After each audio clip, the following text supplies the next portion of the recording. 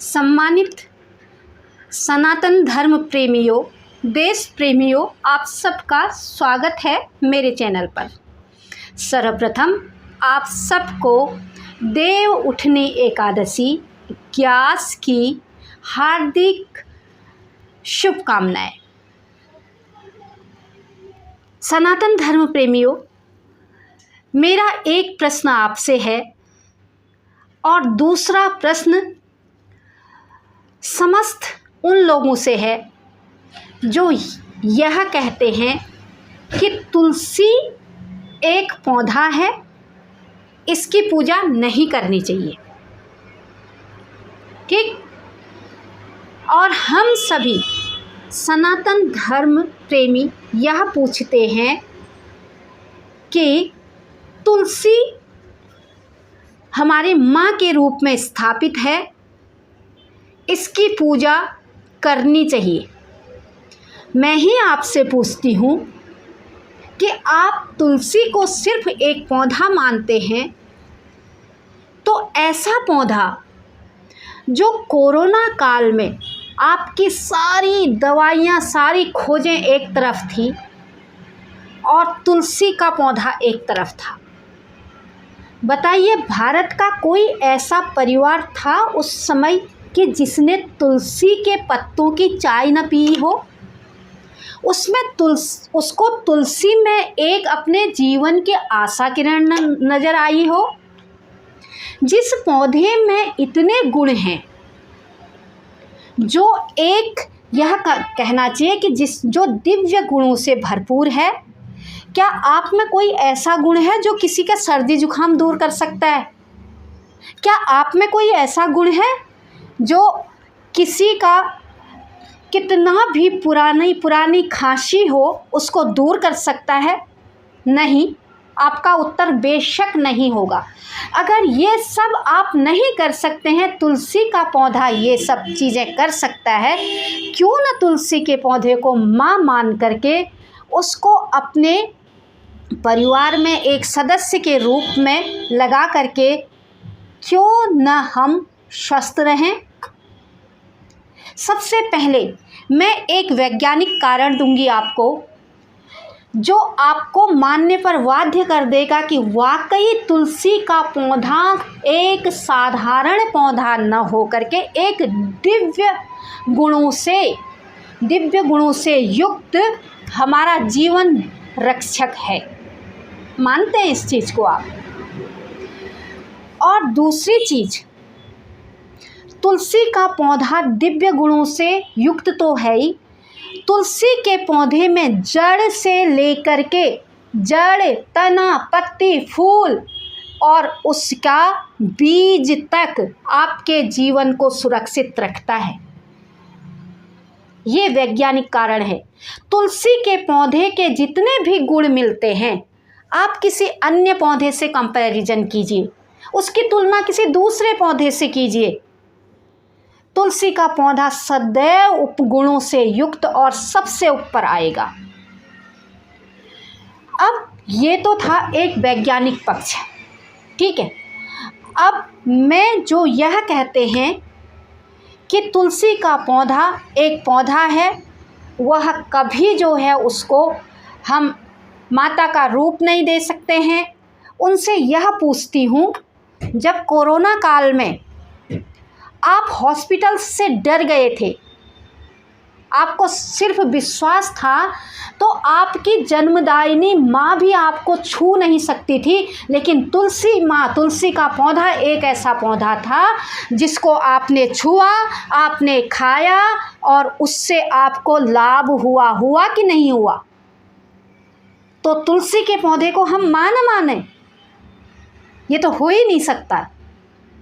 इसलिए जो मेरे धर्म में, मेरे सनातन धर्म में जो चीज़ें माता पिता के रूप में स्थापित की गई हैं, वह ऐसे ही नहीं स्थापित है, उनके कर्म माता पिता के समान हैं।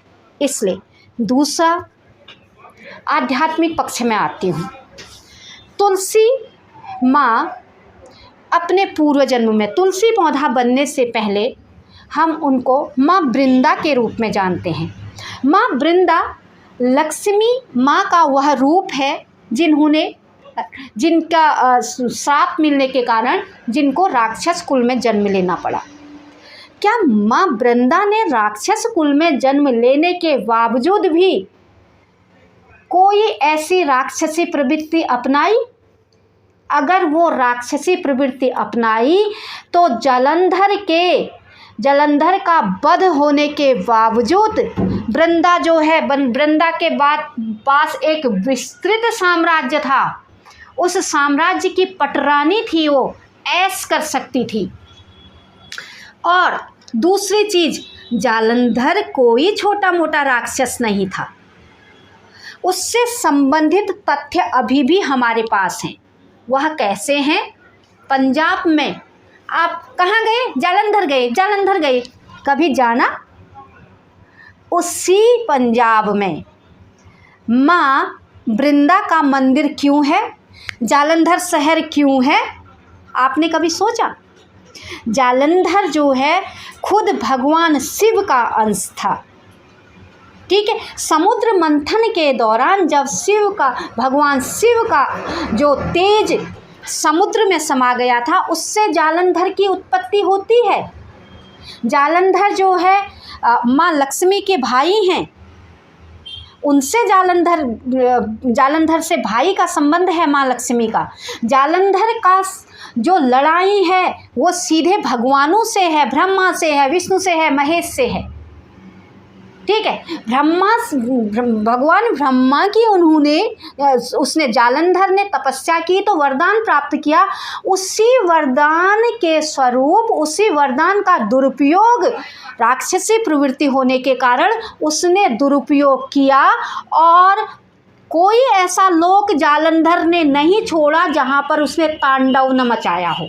चाहे वो शिव लोक हो, चाहे वो विष्णु लोक हो, चाहे वह ब्रह्म लोक हो, चाहे वह पृथ्वी लोक हो, आप जानते हैं। लेकिन जालंधर की इतनी राक्षसी प्रवृत्तियां होने के बावजूद भी माँ वृंदा ने जो है एक भी राक्षसी प्रवृत्ति को अपनाया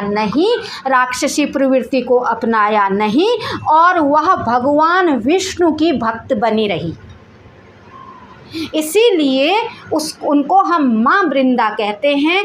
और जालंधर के वध हो जाने के उपरांत माँ वृंदा ने उस शरीर में रहना उचित नहीं समझा, और माँ वृंदा अपना पति धर्म निभाती हुई, पतिव्रता रहती हुई सती हो गई। ठीक है, उस समय की जो माँ थी वृंदा ने एक संस्कारवान पुत्री का रोल निभाया। पिता कालनेमि ने कहा कि जालंधर से शादी करो। महाप्रतापी राजा जालंधर था उस समय, वृंदा ने शादी की। ठीक है, क्या हो गया? माँ बाप का कहना मानने पर क्या हो गया? वह एक संस्कारवान पुत्री ससुराल में आई, पतिव्रता धर्म निभाया, पतिव्रता पत्नी पूरा साम्राज्य बढ़ाने में और अच्छी प्रवृत्तियां बढ़ाने में माँ वृंदा का बहुत बड़ा एक रोल रहा है। तो वह क्या है? प्रजा के लिए भी एक संस्कारवान और अपने राज्य को आगे बढ़ाने वाली पटरानी है। और इन सब के होते हुए, राक्षसी कुल में जन्म लेते हुए, फिर भी वन में जाती है, तपस्या करती है, महल में आती है, भगवान विष्णु की तपस्या करती है। बताइए, उसको अगर वृंदा को माँ वृंदा न कहें तो क्या कहें? इसीलिए माँ वृंदा जब तुलसी के रूप में परिवर्तित होती है भगवान विष्णु के आशीर्वाद से, भगवान विष्णु के वरदान से, तो उन्होंने वह भी स्वीकार किया। इसलिए तुलसी का पौधा माँ तुल्य है, वृंदा माँ तुल्य है। और इसी के साथ देव उठनी एकादशी की जय हो और माँ तुलसी की जय हो। जय श्रीमन नारायण। जय हिंद, जय भारत।